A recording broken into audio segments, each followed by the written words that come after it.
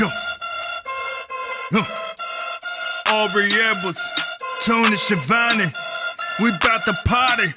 We bout to party. Unrestricted. Got the house now. We gon' turn it up. Hey everybody, welcome to AEW Unrestricted, the official podcast of All Elite Wrestling. It is Aubrey Edwards here with my guest co-host Alex Abrahantes, and we have a phenomenal guest today for you. I am so excited. I said it before we started, and I will probably say it multiple times on this podcast, but like, our guest is who I want to be when I grow up. It is. I think we all do. I think we all do, just because she's so hardworking. She's so great. Like, she backs up everything she talks about. She is Maria Kanellis-Bennett. How are you, girl? How are you doing today? Good. Thank you guys so much for having me. I appreciate it. Of course. It's our pleasure.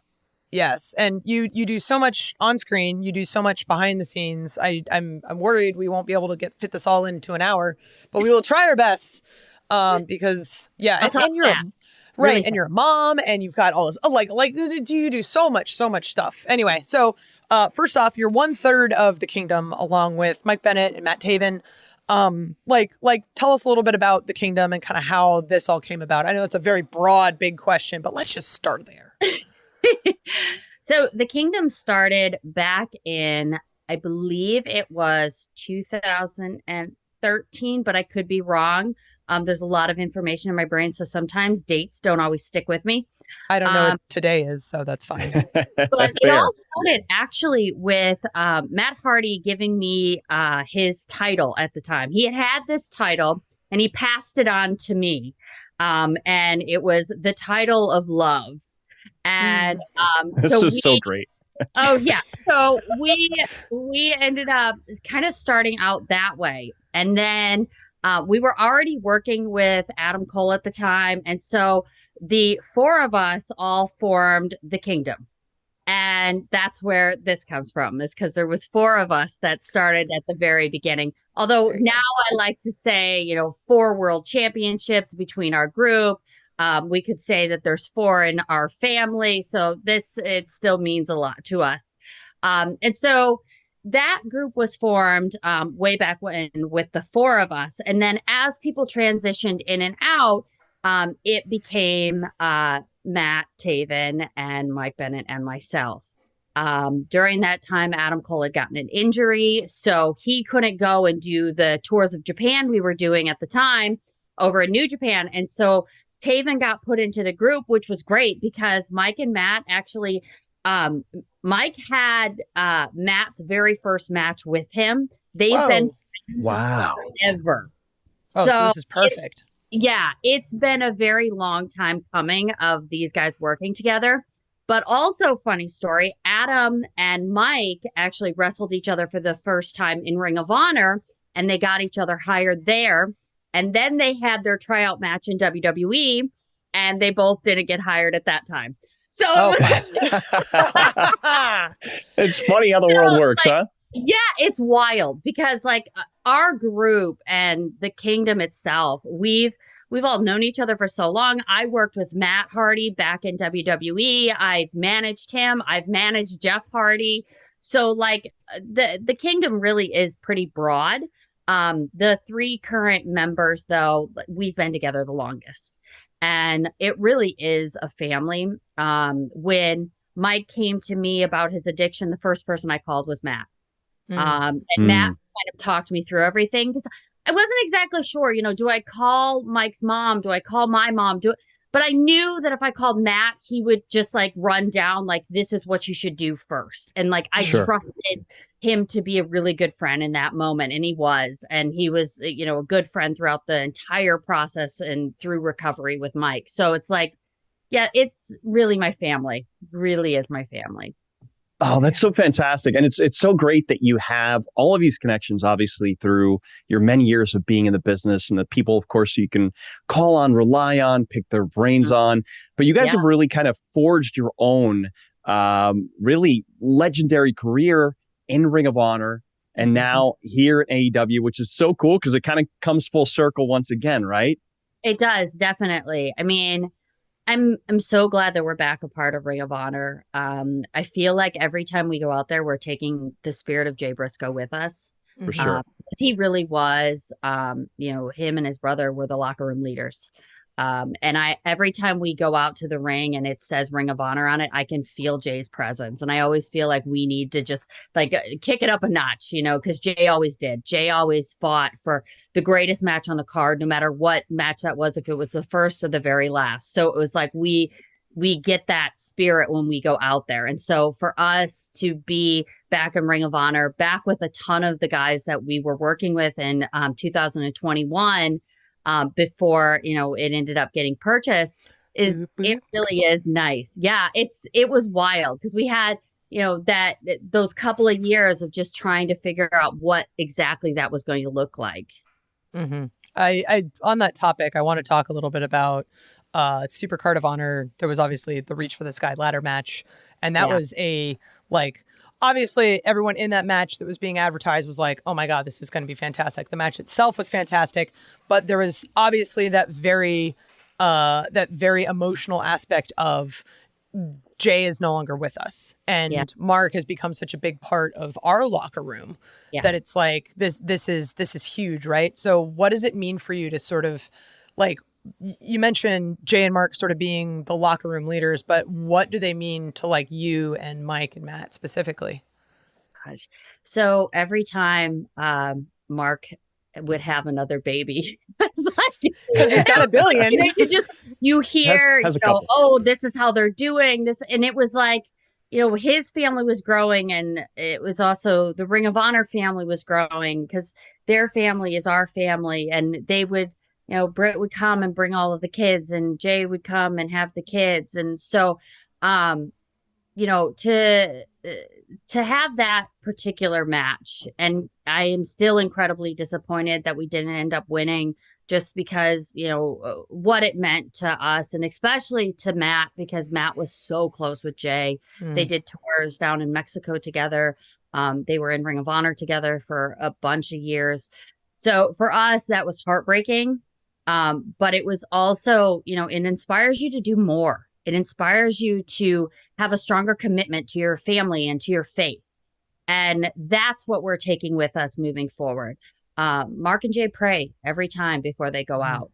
And it really is praying to something bigger. And that's fighting for your dreams. That's fighting for your family. Damn. Yeah, that's so true. And Ring of Honor has always been such a tight-knit group. And it definitely, even back when I was in it, it always felt like family. And it was so special to be a part of that match. And, I don't think I've told you guys, but it meant a lot to me. Not obviously just being out there with Lucha Brothers, but because of you, Matt, Mike, it just felt so special to be in that moment that, I think a lot of us are going to remember that match for a long period of time. But I want to pivot really quick and talk about what it meant to you guys to make your return here, or I guess your re-debut, if you will, in AEW on Rampage. Can you tell us a little bit about how you found out, how it came to be, and what it meant to you guys? Yeah. So after Ring of Honor closed, some of the first people we reached out to was AEW. Because we've worked with so many of the guys that are in AEW. We see the growth, we see the potential from the outside, and it just was not great timing. And as we worked in Impact, it actually was a blessing because we had only had one match where the three of us were all back together since before Mike and I went to WWE. So we only had that one match to this is what it's like, when the three of us are together back in Ring of Honor. And then Ring of Honor closed. And then we really had to refine ourselves because while we were gone, Taven had this illustrious career of becoming the Ring of Honor World Champion, having these intense matches and being in Madison Square Garden and selling out Madison Square Garden. So there was all this stuff that Taven had done. And then Mike had started this brand new style of wrestling, and he's really interested in the pure style of wrestling and really that strong style, Boston strong style, as he likes to call it. So now we were different people, and I had two babies at this point. So we were all very different people. And so coming back together, we spent our time in Honor No More and in Impact, figuring out who are we as a kingdom again. So as we were figuring that out, the goal was always to go to AEW as soon as the opportunity arose. And it did. And I won't give you too many specifics. But I will have to say that there were a couple of people that were really pulling for us. People that I feel like, they are what it means to be veterans in a locker room. And they are what it means to really fight for those guys that fought for you. And so to have that as you're coming in felt so good. But I also knew personally that it would be, there's only two of us, me and Brandy, that have been in 5 of the top major wrestling companies. Yeah, and that's huge. To have that was huge. To me, as a personal thing, walking out on that AEW stage, that was number 5, and that was really. There's only so many moments where you can make history in wrestling, right?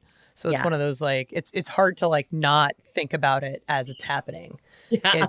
It's also great because I know I make the joke a lot of times nepotism is rampant in wrestling and we just all hire our friends constantly. But I feel like that's a really important thing because the people that are good, others fight for.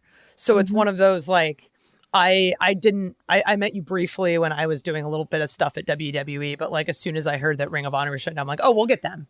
Without even knowing you guys, I was like, you can't say AEW and the history of AEW without referencing Ring of Honor, just of where all of our guys came from. So I'm really happy that we have awesome veterans that fought for you guys, because I think that's really important in not only giving people opportunities to make history, but also giving opportunities to feed their families and shit. How dope is that? It's super important. And especially, a year ago and looking at all the tag teams that were in AEW, everybody from the Young Bucks to Red Dragon to, just Adam Cole and working with Roddy. And so many of these guys we worked with, we had these tremendous matches with the Briscoe brothers. So it's almost like we're all getting back together again. And I think that that's super important too, because you have a level of trust when you've spent so much time with people. You have that level of trust of no matter what happens, we'll figure it out. And I think 100%. That's really important, especially in a young company. It's definitely feels like a slow rolling family reunion. It's just instead of one day in a backyard, it's just over the course of a couple years. But we'll get there. Oh yeah, we'll bring the potato salad. We'll fucking pull it off. This is little by little. When I seen Mark Henry backstage the first time in forever, or because I've worked with him and I've worked with Big Show and Christian. I did some backstage segments with in WWE, which were hilarious. It was with him and Edge, So many of these guys I worked with over there, and now we're all here. It's so great. It's so wonderful. So is this conversation. We're talking with Maria Kanellis-Bennett on AEW Unrestricted. Coming up, we have so much more to talk about. Hey, it's Alex and Aubrey back here Unrestricted with our very special guest, Maria Kanellis-Bennett. Yes. Maria, it is so much fun talking to you. We've been so excited, looking forward to this conversation. And one of the questions that I know a lot of folks out there want to know is, you've been coined the first lady of wrestling in Ring of Honor. How did that come to be? And we were actually just sitting in my husband's parents' basement, and his friend at the time said, "What about being the first lady?" And I was like, "Ooh, I kind of like that." And it's a bit of an homage to Miss Elizabeth, because she was called the first lady as well. And I always, she was such an integral part of the matches, even though she wasn't wrestling. And I think that that's important to be a real manager, not just, for show. And I'm sure you agree with me. When you're out there, you want to be a part of it. You want to do something for these matches. And so it was a bit of that. And at the time when I came into Ring of Honor the first time, there weren't a whole lot of women as a part of the company. So it was also playing off of that.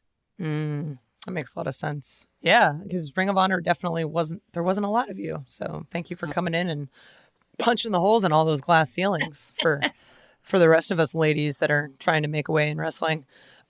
Speaking of which, I just want to make sure we talk about this, because there's so much to chat about and I don't want us to run out of time. But I want to talk about Women's Wrestling Army.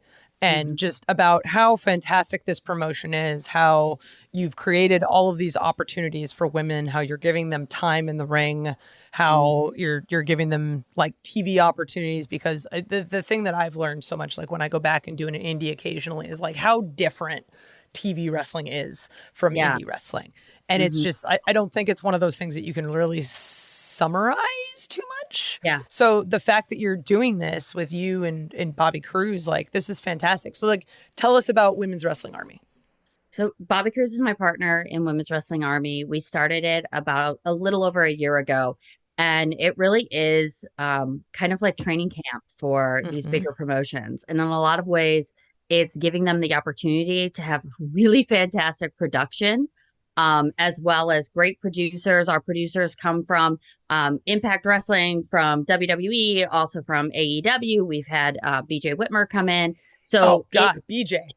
Oh yeah. So like we are giving them that level of education of, you know, this is what it takes to be on TV, and the bar is set super high.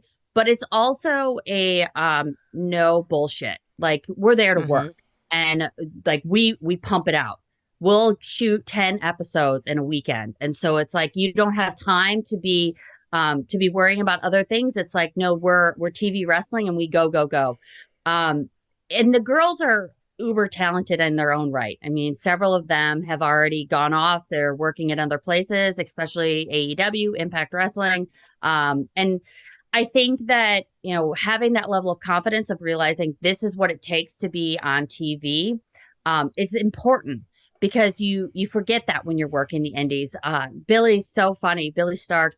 So when she first came and worked with us, she hadn't really done promos before. And so it was like, no, we're going to do promos. Everybody does promos. Everybody does promos pre and post match. We just do them because it's a great opportunity to just see what happens. And she was very nervous, but as the weekend went on, she got better and better at it. So it's like, you know, it's getting out of your comfort zone and just making sure that you're putting out some kind of product so you have something to build off of. Right now, Women's Wrestling Army is showing up every week on YouTube. We started from the beginning, and now we're running through all 33 episodes. And in that time, we're also looking for, you know, where we're going next. Yeah. And how often do you film? How often do you get together to do this?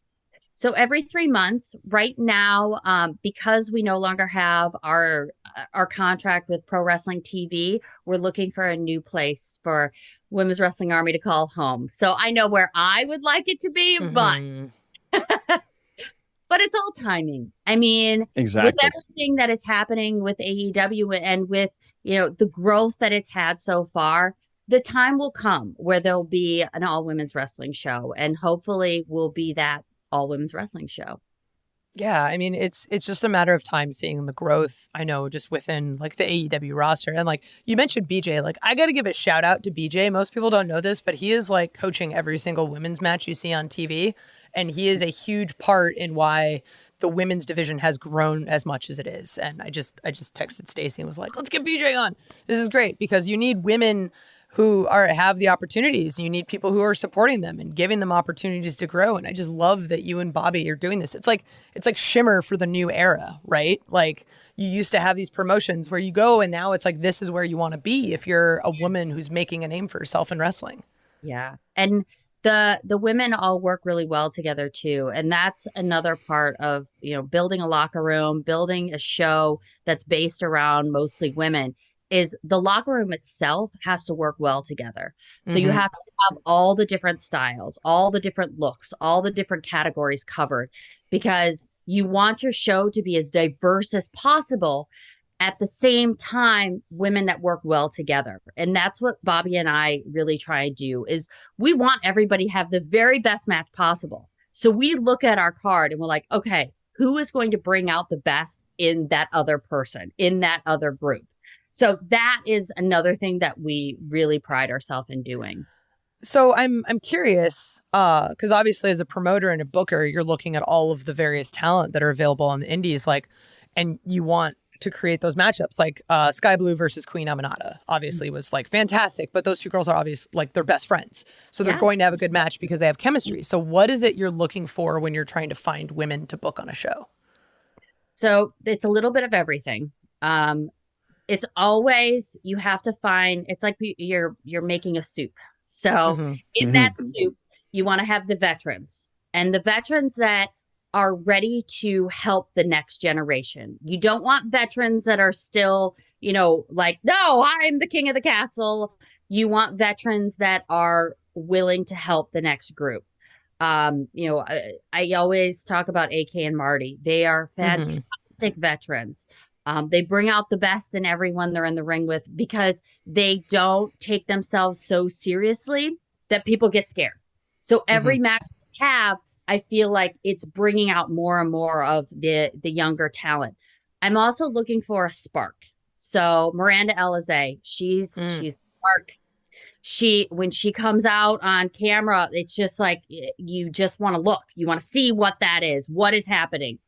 And then you have people like Trisha Dora, Missa Kate, that their footwork is fantastic. Like such good footwork.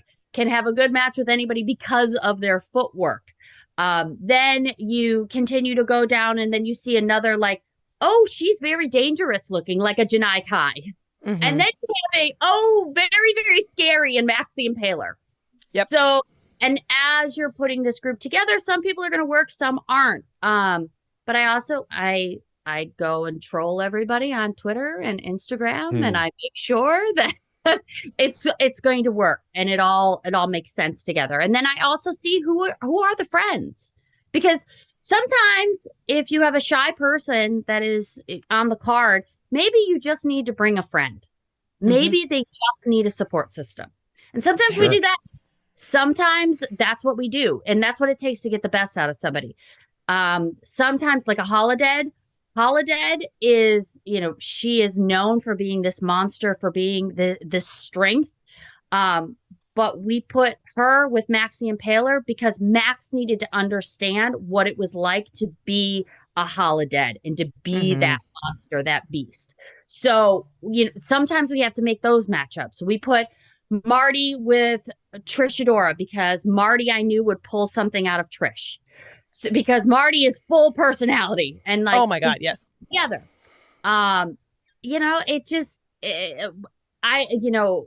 Angelina Love.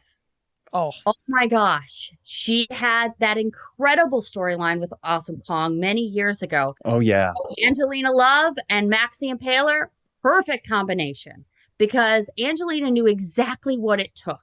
And Angelina, by the end of the year of Bobby and I running the women's division in Ring of Honor, she became one of our best veterans backstage because she understands the industry. So, I mean, there's a lot of information there, but it really is. You make that stew and you make sure it's got all the right ingredients and you kind of hope for the best at the end of the day. Oh, wow. That's fantastic. I'm really interested in checking this out. And you said it's available on YouTube. Yep, it is. Yep, it's available. I'm also really hungry right now. All that soup talk. I know. It's got you hungry, Aubrey.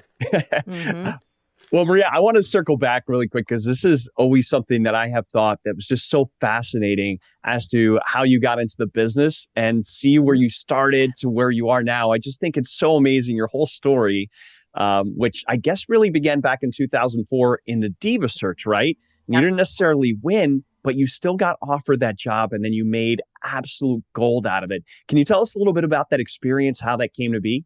Sure. So I was a fan, huge wrestling fan. I love the Hardys, especially Lita. And so I was a huge wrestling fan. And one night I was watching Monday Night Raw and there was an advertisement saying they were going to have this Diva search. So back then it was dial-up internet. If anybody doesn't know what that means, just look it up.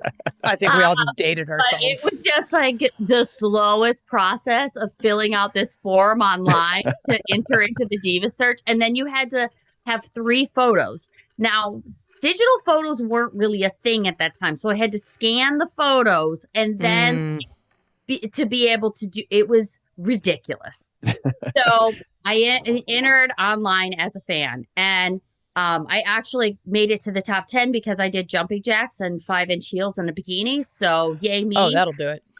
I could not do that now. That would never happen. But back then it was a thing. I also called Jonathan Coachman and Popcorn Fart. Look that one up as well. The Rock called Jonathan Coachman and Popcorn Fart. They thought it was funny, so I ended up making it a little bit farther in the competition. So go through the Diva search. Gosh, it was like boot camp. It was really like boot camp. All of a sudden, I'm being hit with all of this culture that I had never experienced before. Wrestling culture back then was very different than what it is today. And so I go through that. I really wanted a job. John Laurinaitis at the time was like, oh, call me in 2 weeks. So I called him in 1 week. He said, call me in 2 weeks. I said, I'll call you in a week. And I continued calling him until he offered me a tryout. Went down to OVW, 2-week tryout with the Dudley Boys. And Lance was also down there as well. Did that tryout, ended up getting a contract, and I was doing OVW Tuesday through Thursday, flying and doing Raw house shows Friday, Saturday, Sunday, Monday Night Raw, Tuesday, sometimes SmackDown, back in again to do OVW. So I did that from the get-go. And that's really how I made my start, is doing OVW and Monday Night Raw. It was wild. It was wild. And back then, it was the Wild West.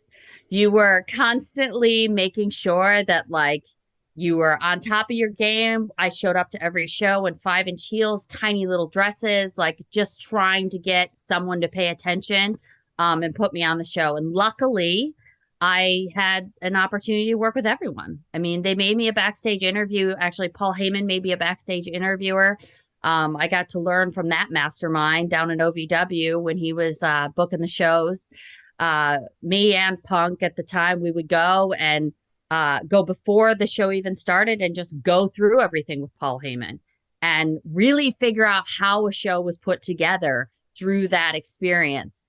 And then, you know, from there, just interviewing all the guys backstage, I was just a sponge. So they would be kind of going over their matches or whatever they had to do during the night while they're standing there waiting to be filmed for their interviews. And so I'm just listening to all this input from DX and from Randy Orton and like all the top names back then of Ric Flair and Tajiri and like everybody back then, Stone Cold Steve Austin, The Rock. So I ended up working with all of them, and that's really my education.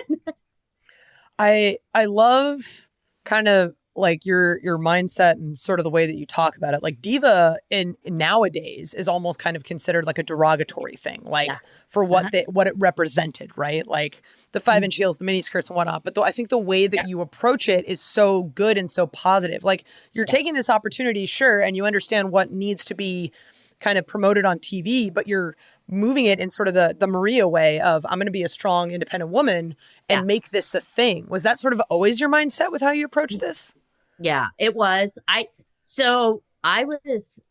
thankful for it now, but I was pissed when they made me ditzy because I fought against that from the time I was young. My dad was very much old school. He was the king of the castle and the women were supposed to do the dishes and all this kind of stuff and be in the kitchen. And so I always push back against that.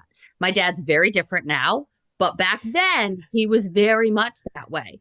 And so I was pushed back. So as soon as they were like, oh, we're going to have you be ditzy and dumb. And I was like, it was like my worst nightmare. It was my worst nightmare at the time. I'm so grateful now because of that and being that kind of character, I got to work with everybody because they could play off me. They could get their characters over because I was ditzy. But the whole time I had this bigger picture in mind, and that bigger picture was to create more opportunities for women.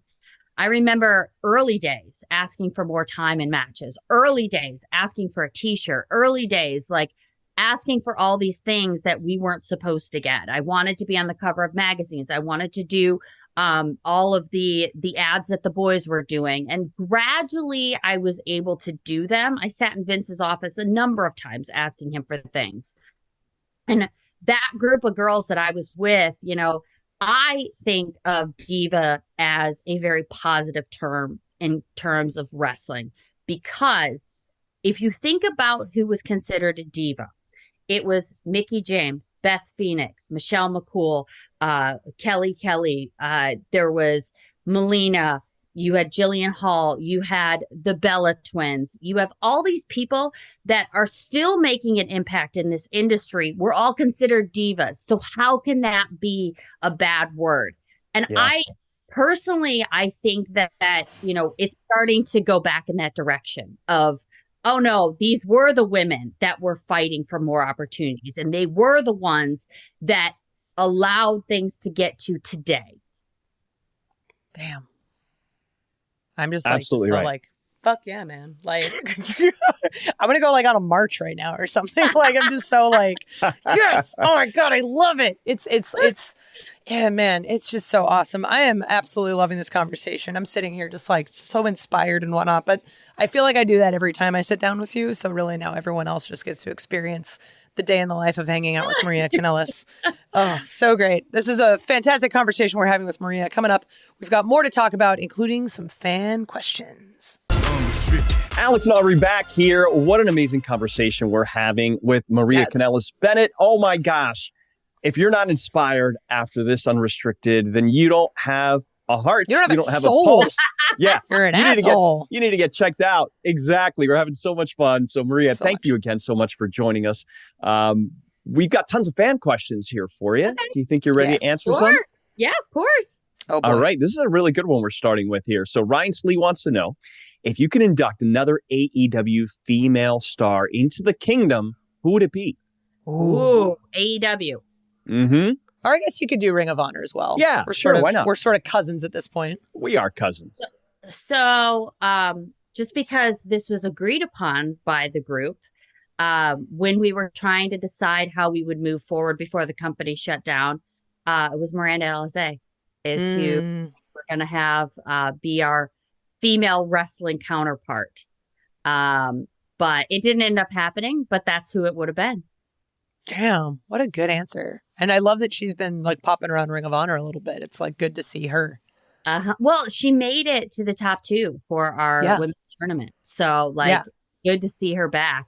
And she called herself a veteran the other day, but really she is one of the only ones from that regime that's a vet. I mean, you've got Mercedes and Willow, but that's pretty much it as far as Ring of Honor veterans. Right. And it's veteran itself is such a weird term in wrestling. It's like, how do you define veteran, right? It's like, well, it's someone who's been around a long time. Well, how long is a long time, right? Yeah. Like, True. Is it tied to experience? Like, because I ended up on TV like my first 2 years in the business. So it's like, well, you know, where do we fall here? Not calling myself a veteran at all. Please don't shit on me, internet. Like, oh, stop it. But see, that's what I'm talking about. It's like, how do you define this term, right? But just knowing that there are women that have been doing it long enough, that have the experience, that are giving that knowledge to the next generation, whatever it might be, however old we might be. But yeah, no, I like that. She is totally a veteran. She's awesome. We have a question from Susanna. What would you like to see happen for the women's division in both either ROH or AEW? Ooh, It's a tricky. I know what I would do, but right. I think I'd like to see some tag titles. I think that would be huge. I think we have enough women in the company that we could do tag titles. That was one of the goals that Bobby and I had with Ring of Honor, was to have tag titles. Mm-hmm. And I think another is to have an authority figure, just to give, especially some of the younger women, something to bounce off of.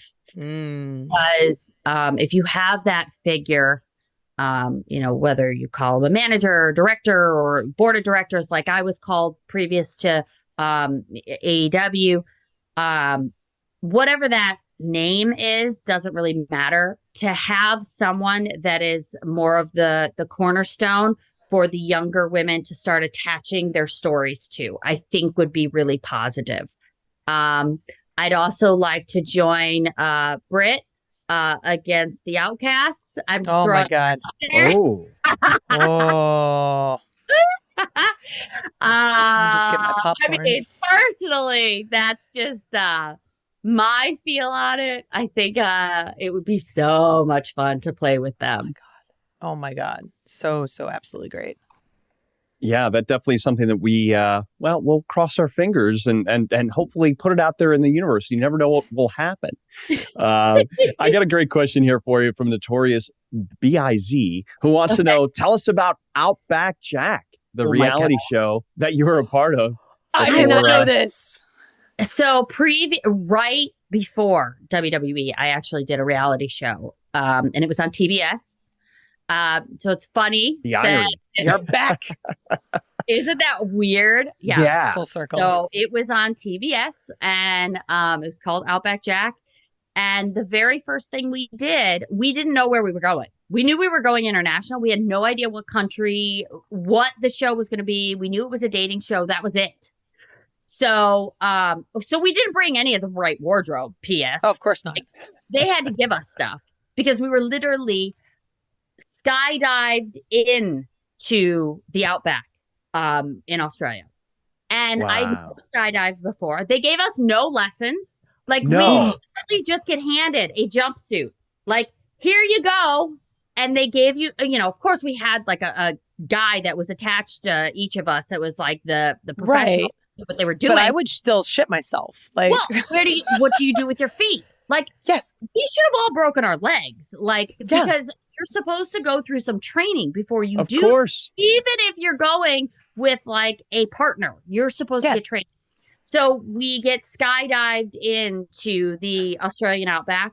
It was disgusting and terrifying because there's so many bugs and like it's just like every day there's a tarantula on me. It was insane. You're using like a porta potty the whole time you're there, and it's the same one for a month, and it's just like the bugs those build up. Yeah, and it wasn't because of the girls. It was because since it was sitting out there for so long, the bugs had all decided to come in and like make their nests. So it was just like, it was awful. You're supposed to check in your sleeping bag before you go to bed. But they had given us a little bit of wine, and I was just like, I'm going to bed, blah, blah, blah. So I put my feet into my sleeping bag. And what do I feel? I feel just this falling up my leg. And I grab it and I throw it. And I just see this black tarantula just crawling down. Yeah.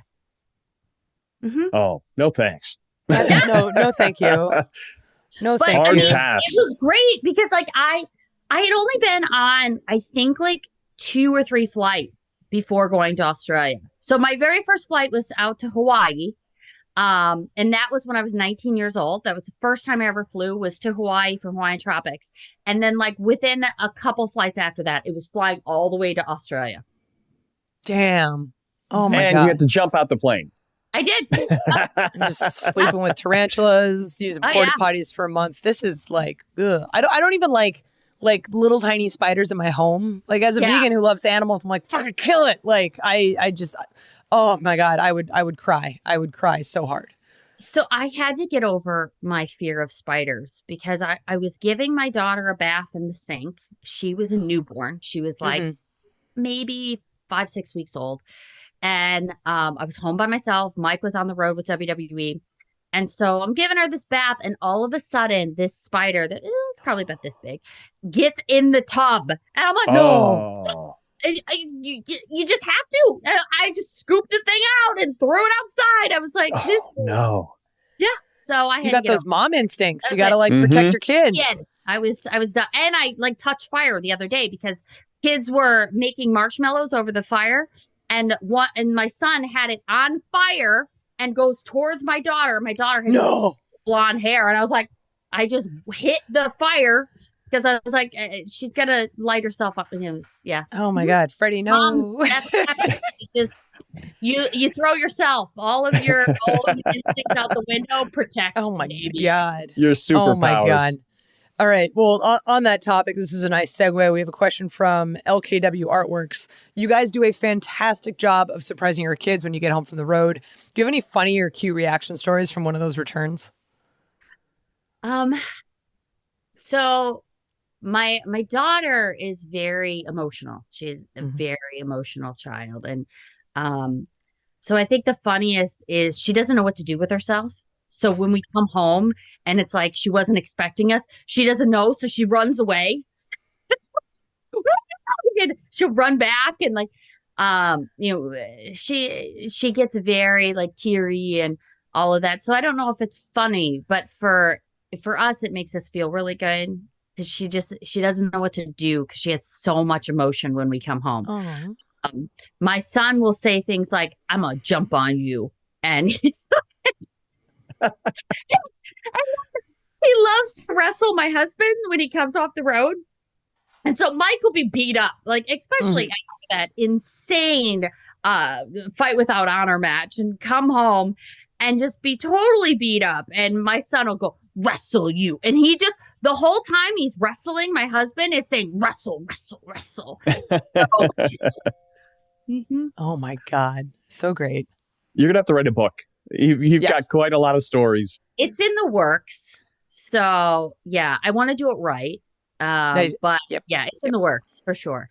Hell yeah. Let me know when you release it. I will be the first in line at your book signing. Thank you. So this is an interesting question from BJA.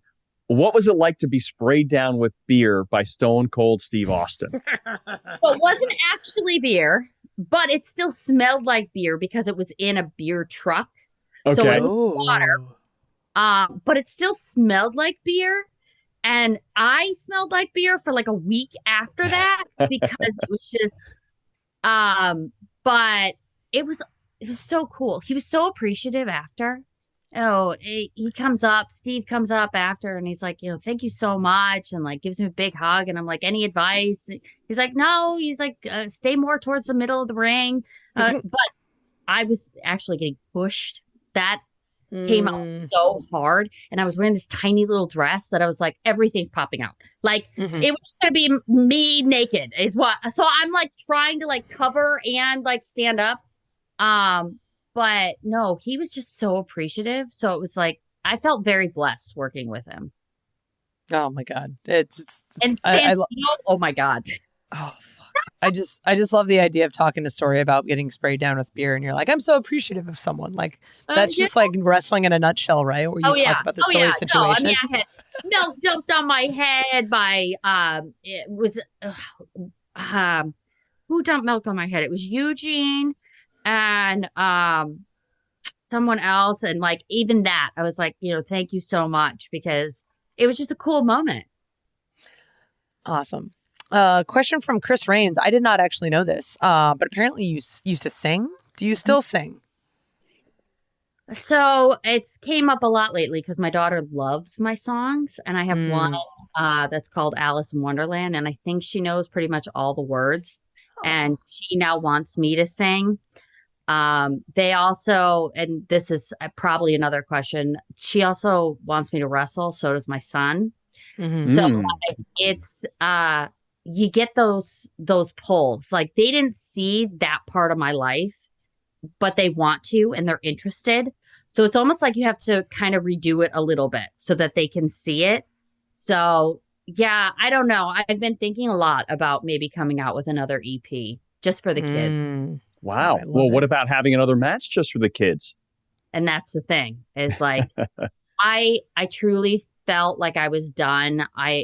My last match I had was at WrestleMania, and it was after I had my daughter, right before I got pregnant with my son. And I really truly felt when I walked out, I was like, I don't think this is for me anymore. I don't think the wrestling part is for me anymore. But now because of the kids, I'm like, shoot, because they want to see me wrestle, and especially my son. So I'm like, well, maybe one more run wrestling. So we'll see. We'll see if it comes up.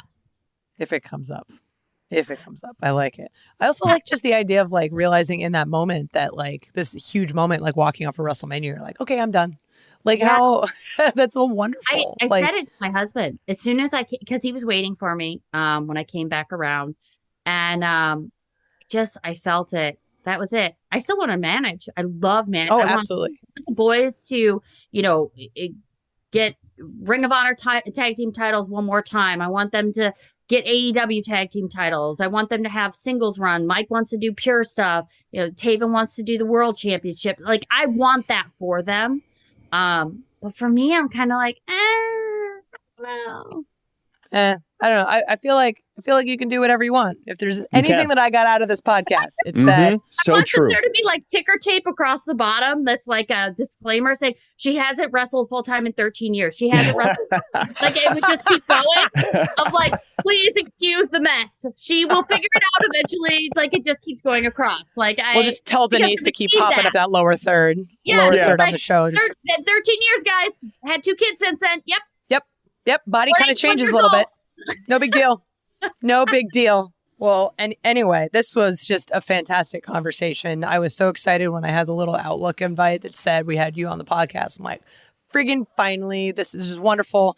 I feel so inspired every time I talk to you, and I hope everyone who got to listen to this feels very similar because you were such an inspiring person. And I'm really happy that someone like you is paving the way for women like me and women who are in wrestling today, who aren't in wrestling yet. Like, just everything you're doing is so, so great. And I love you so very much. Thank you so much. Yeah. And you're an inspiration to the guys too. Yes. It doesn't matter. You're breaking boundaries. You've done it for such a long period of time. So, thank you for really paving the way for so many people and continuing to help out others, because at the end of the day, that's what really great people do. Hell yes. I think it's really important to have that realization at some point in your career to say, okay, what is that legacy kind of look like? What is that thing I want to be left behind? Legacy always sounds like such like a big word, but like, just what do you want to leave behind? And I think for me, like, as I watch these women succeed and do better and better, women like Willow that we had in Ring of Honor, and Miranda and Trish, and we've got Roxanne over in WWE, and Chelsea Green, who I worked with in Impact and again in Ring of Honor.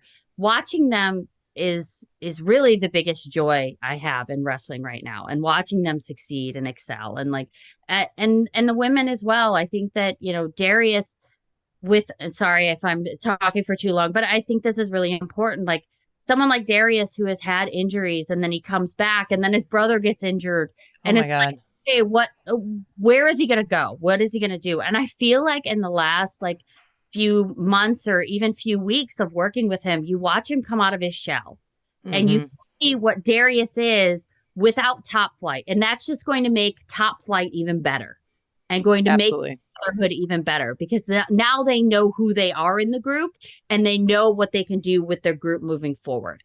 And those are the things that I think is so very important now in my life. And when you can get to that point in your career to do that, you can still be truly inspired. Because if you're so focused on what you did before and trying to keep up with the Joneses and all of that stuff, it makes you so miserable.